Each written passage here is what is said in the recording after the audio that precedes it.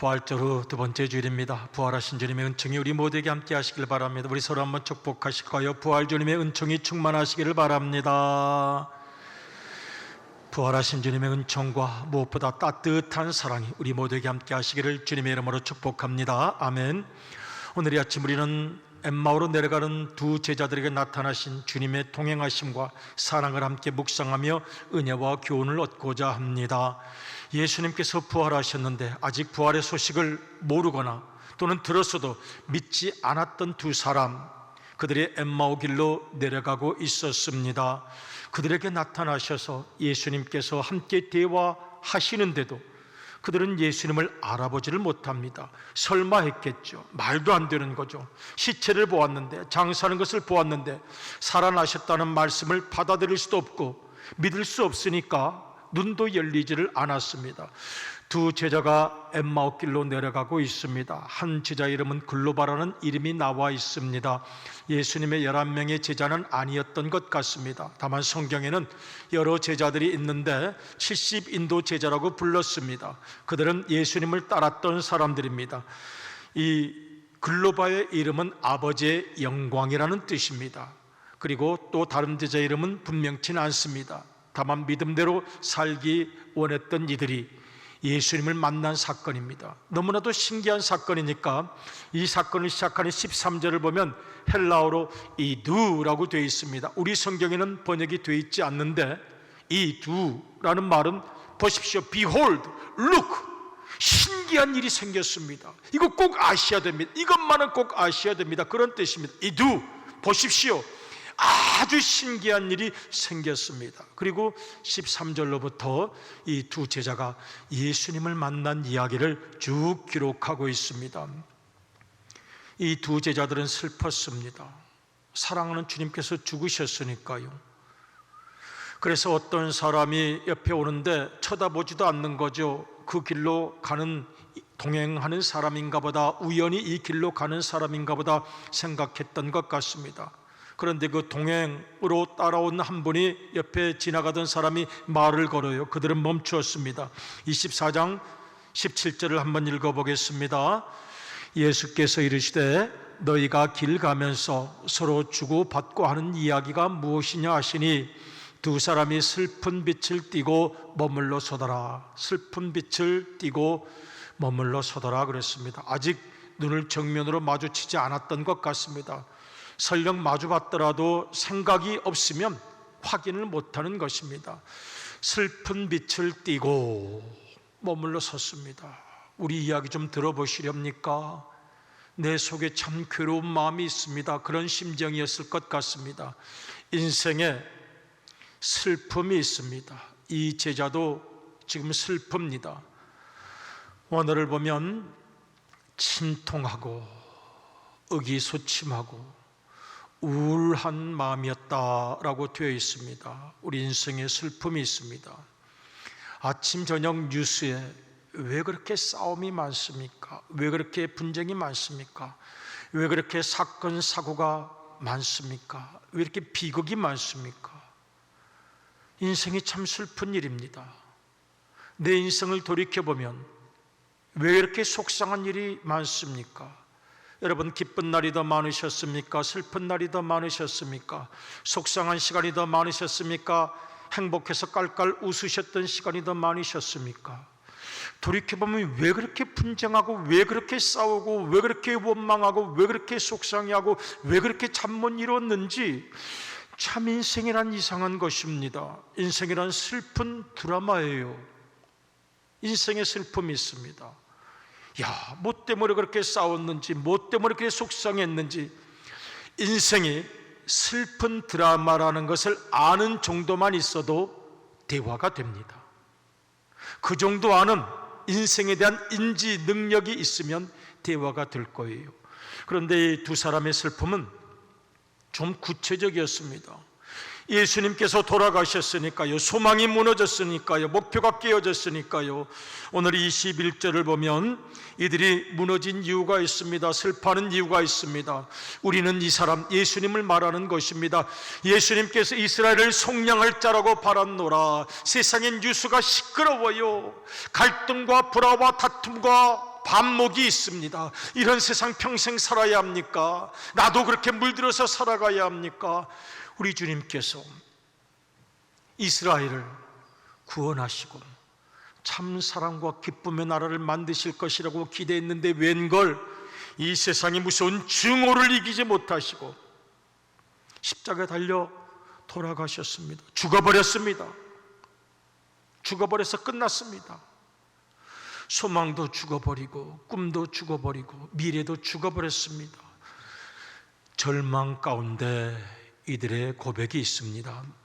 주님께서 동행하시면서 그들의 절망을 소망으로 바꾸어주시고 슬픔을 기쁨으로 바꾸어주시길 원하지만 보이질 않습니다. 보지를 못합니다. 16절을 보면 그들이 주님을 알아보지 못했다고 되어 있어요. 이 부분은 제가 읽어볼게요. 그들이 눈이 가리어져 붙잡다, 체포하다라는 뜻입니다. 그인 줄 알아보지 못하거늘 지금 대화를 나누면서도 주님인 줄을 모릅니다.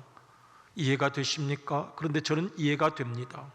사람이 흥분하면, 열받으면 아무것도 안 보입니다. 사람이 어떤 생각에 사로잡혀 있으면 누가 옆에 지나가는지 전혀 모릅니다. 보고도 그 사람인지 모릅니다. 사람이 화가 나고 분노에 가득 차 있어요. 아이, 그 사람 너무 괘씸해. 내일 아침 먹고 내가 따지러 가야 되겠다. 그 생각 가득하면 옆에서 누가 말해도 들리질 않습니다. 우리가 예배 시간에 다 앉아있다고 다 들립니까? 다 보입니까? 정치적인 생각이 머릿속에 가득합니다. 돈 생각이 마음속에 가득합니다. 미운 사람은 왜 그렇게 안 떨어나가는지 미운 사람이 머릿속에 가득합니다. 무슨 말씀이 들어오겠습니까? 성경 말씀이 무슨 힘이 있겠습니까? 안 보이죠. 왜? 미움이, 분노가, 절망이, 아픔이, 세상 생각이, 정치적인 이야기가 내 속에 가득 찼는데 그것이 나를 붙잡고 마음을 붙잡고 눈을 막아버렸는데 뭐가 보이겠습니까? 아무것도 보이지 않습니다. 그러니 그들도 알아보지를 못했습니다. 오늘 어떤 것들이 내 마음을 사로잡고 있나를 생각합니다. 내일 아침 먹고 한번 따지러 가시겠습니까? 그런 생각만 가득하시겠습니까? 주님이 보일 리가 없습니다. 입에는 세상 말만 가득할 것입니다. 그런데 어느 순간이 왔어요. 그렇게 대화를 하고 가다가 식사를 하게 되는데 집에 들어가서 갑자기 그분이 떡을 떼면서 축사하시는 그 순간이었습니다. 불빛 아래서 이 제자들은 비로소 정신이 든 거죠. 이분 누구야? 이분 소름 끼치는 순간이었을 것 같아요. 깜짝 놀랄 순간이었을 것 같아요. 이분이 누구야? 지금 우리가 뭘 보고 있는 거야? 예수님께서 그 떡을 떼시면서 축사하시면서 그들에게 나누어 주시는 것은 성찬식의 한 모형입니다. 우리 성경 구절을 같이 한번 읽어보실까요? 30절인데요 이 순간 전율같이 이 두 사람은 깨달았어요. 나중에 예루살렘으로 허겁지겁 돌아가면서 뭐라고 고백합니까? 그 제자들에게 예수님께서 그 떡을 떼는 순간 비로소 눈이 열리고 그 떡에 상징된 사랑을 만나는 순간 전율 같은 소름 끼치는 깨달음이 왔습니다. 예수님께서 부활하셔서 우리와 동행하셨다는 것, 감동적인 장면입니다. 같이 한번 읽겠습니다. 시작. 그들과 함께 음식 잡수실 때 떡을 가지사 축사하시고 떼어 그들에게 주시니 그때 눈이 열렸습니다. 예수님! 그런데 성경은 말합니다. 예수님의 신비죠. 그 순간 사라지고 보이지 않으셨다라고 말씀합니다. 이 두 제자는 마음이 뜨거워졌어요. 예루살렘으로 돌아갑니다. 그리고 거기 있는 제자들에게 말합니다. 제자들도 지금 흥분해 있어요. 왜냐하면 제자들도 예수님을 만났거든요. 이 두 제자도 예수님을 만났거든요. 서로 말합니다. 우리 부활하신 예수님을 만났어요. 이 두 제자도 말합니다. 우리도 예수님 엠마오로 가는 길에 만났습니다. 떡을 떼는 순간 눈이 열렸고 부활하신 예수님인 것을 알아보았습니다. 우리 그 부분을 같이 한번 읽어보도록 하겠습니다. 누가복음 32절부터 읽겠습니다.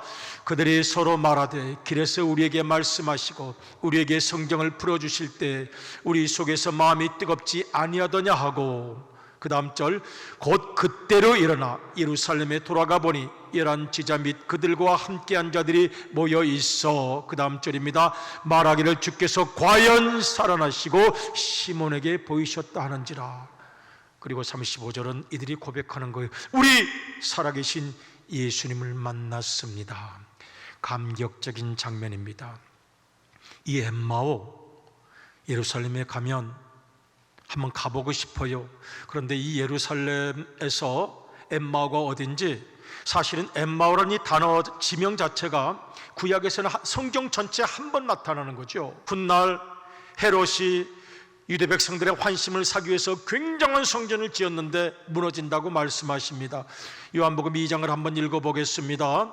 같이 읽어요. 시작. 예수께서 대답하여 이르시되 너희가 이 성전을 홀라 내가 사흘 동안에 일으키리라 그랬습니다. 그런데 여기에 신비가 있어요.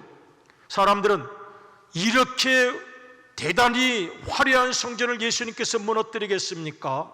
그런데 요한복음 2장 21절이 설명합니다. 같이 한번 읽어보겠습니다. 시작. 그러나 예수는 성전된 자기 육체를 가리켜 말씀하신 것이라. 아멘. 정리해 봅니다. 엠마오로 가는 길에 나타나신 예수님, 그 엠마오는 헬라 군대와 싸워서, 성전을 모독한 헬라 군대와 싸워서 대승리를 거둔 곳, 성전 회복이 이루어진 곳, 그리고 예수님께서는 무너진 성전, 당신의 몸을 부활 권세, 사망을 이기신 권세를 통하여 이겨내셨다는 것을 알려주시기 위하여, 가르쳐 주시기 위하여 엠마오로 가는 길에 제자들에게 나타나셨구나 하는 것을 생각해 보게 됩니다. 무엇보다 그 제자들과 함께 동행하셨던 예수님의 은혜가 우리에게 임하기를 원합니다. 지금도 예루살렘에서 엠마오까지 순례하는 분들이 있습니다. 전 세계에서 복잡한 마음을 가지고 왔습니다. 어수선한 마음을 가지고 왔습니다. 정리정돈되지 못한 마음, 슬픈 마음, 낙담한 마음을 가지고 오는 이들이 이 엠마오로 순례를 합니다. 그러면 그곳에 교회도 있고요, 예수님께서 걸어가신 그 길을 가면서 부르는 찬양이 있어요. 우리 같이 한번 불러보실까요? 엠마오 마을로 가는 두 제자 절망과 공포에 잠겨 있을 때 주 예수 우리들에게 나타나시소 참되신 소망을 보여주셨네.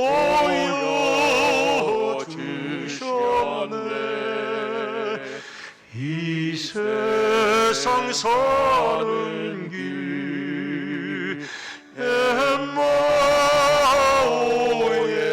길 끝없는 슬픔이 앞길을 막으나 주 예수 우리들에게 나타나시소 새 소망 주심을 믿사옵니다.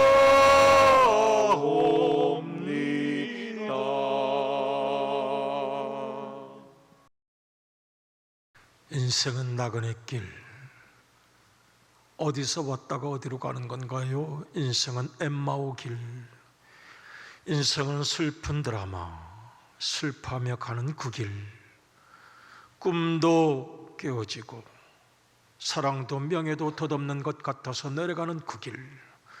그런데 주님께서 오셔서 통행하셔서 슬픔을 거룩한 기쁨으로, 우리의 모든 절망을 소망으로 바꾸어 주셨으니 그들은 다시 돌이켜 예루살렘으로 돌아갈 수가 있었던 것입니다.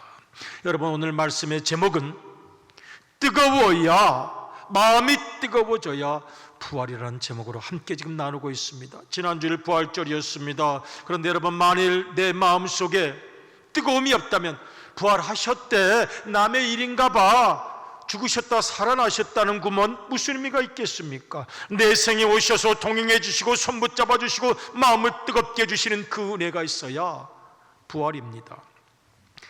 엠마오라는 지명은 성경에 딱 한 번 나타나지만 학자들의 연구에 따르면 구약 히브리에서 온 단어인데 온천이라는 뜻이 있다는 것입니다. 온천. 그래서 엠마오는 히브리어로 온천입니다. 핫스프링.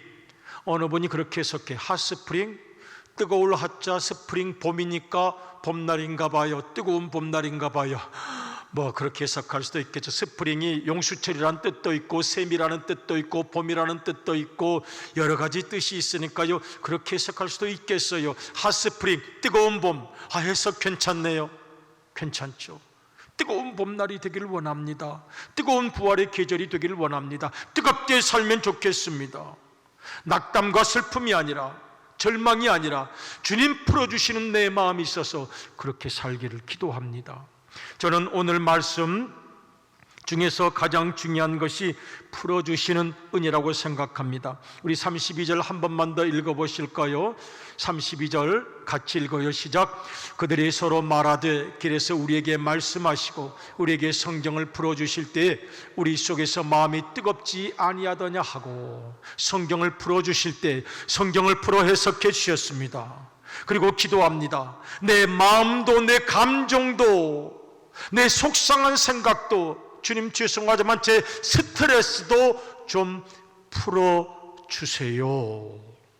풀어주시는 은혜, 풀어주시는 은혜, 풀어주셔서 마음을 온전히 뜨겁게 해주시는 은혜가 부활의 계절에 우리에게 충만하시기를 주님의 이름으로 축복합니다.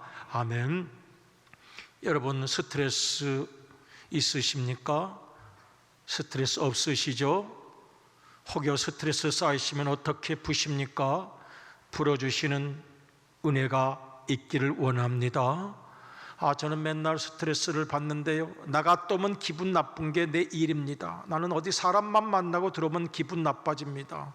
나는 항상 화가 나 있는 존재입니다. 왜 그러세요? 왜 그러세요? 고민됩니다. 그러면 그 사람만 만나면 화가 나 있고 사람만 만나고 오면 기분 나쁜 그 인생을 사셨는데 어떻게 푸시나요? 아주 내 옆에 있는 사람 그냥 말로 그냥 괴롭히고 달달달달 볶습니다. 아주 그냥 내 기분이 풀리고 행복해질 때까지 끊임없이 옆에 있는 사람을 말로 괴롭힙니다. 할렐루야. 그거 할렐루야 아닌 것 같습니다. 별로 덜 할렐루야인 것 같습니다. 옆에 있는 사람들을 그렇게 괴롭혀야 되겠습니까? 말로 내 기분 풀릴 때까지 가족을 그렇게 괴롭히고, 그거 곤란하지 않습니까? 전화를 7시간 동안 해서 뒷담화를 충만하게 합니다.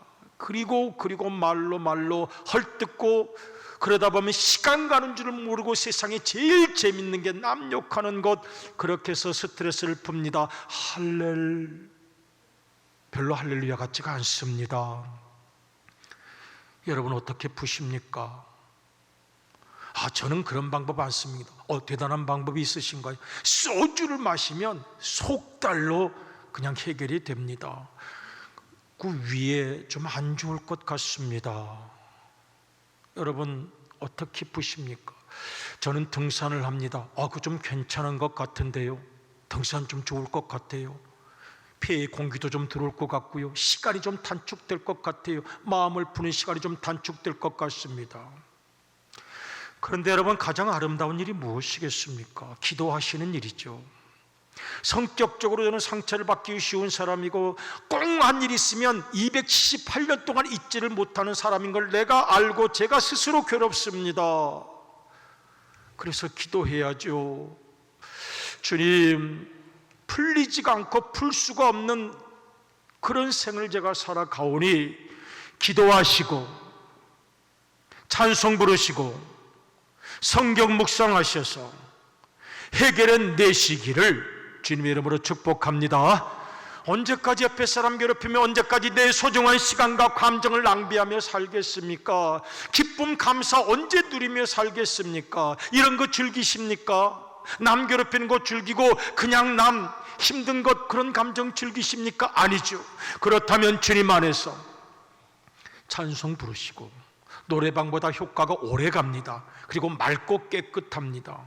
성경을 암송하는 게 굉장히 좋은 게요, 지금 옛날처럼 성경 암송이 잘 안 되잖아요. 연세가 좀 드시면 그 시간이 집중이 돼요. 집중해서 하다 보면 서너 시간이 가요. 그런데 그 시간 행복합니다. 말씀을 암송하시려고 노력하고 암송하시려고 노력하면 지금 바빠요. 누구 지금 흉볼 틈이 없고 신세 한탄할 시간이 없습니다. 찬송 많이 부르시고 성경 많이 암송하시고 그리고 주님께서 풀어주시는 마음의 행복, 그래야 부활이죠. 누리시기를 축복합니다. 무엇보다 우리 예수님과 함께 동행하시면서 깊은 상담도 해보았으면 좋겠습니다. 너 요즘 왜 그래? 주님 물으시면 그러게요, 제가 요즘 마음이 좀 불안해요. 괜히 외로워요. 괜히 초조해요. 내려놓을 수 없을까? 이건 내려놓으면 불안한데요. 그냥 내려놔. 마음을 좀 더 넓힐 수 없을까? 저는 타고난 게 좀 성격이 그렇고 잘 안 바뀌는 것 같습니다. 노력해보자. 좀 멀리 바라보면 안 될까? 멀리 바라봐야 되는데요, 살다가 하도 상처를 많이 받아서 그런지 그렇게 눈이 열리질 않습니다. 여러분, 엠마오로 가는 길 예수님과 동행하면서 뭘 대화하시겠습니까? 내 존재의 의미와 이유, 가치 한번 물어보시지 않겠습니까? 주님, 제가 이렇게 살아가는데 괜찮은 건가요? 때로는 주님 위로하실 거예요. 너 지금 잘 살고 있는 거야. 아니요, 저 실수 많이 하는데 알고 있어. 그러나 너의 중심, 속마음을 내가 보고 있으니까. 여러분, 주님께서 우리의 마음을 풀어주셔서 마음이 새로운 소망으로 뜨거워지시기를 주님의 이름으로 축복합니다.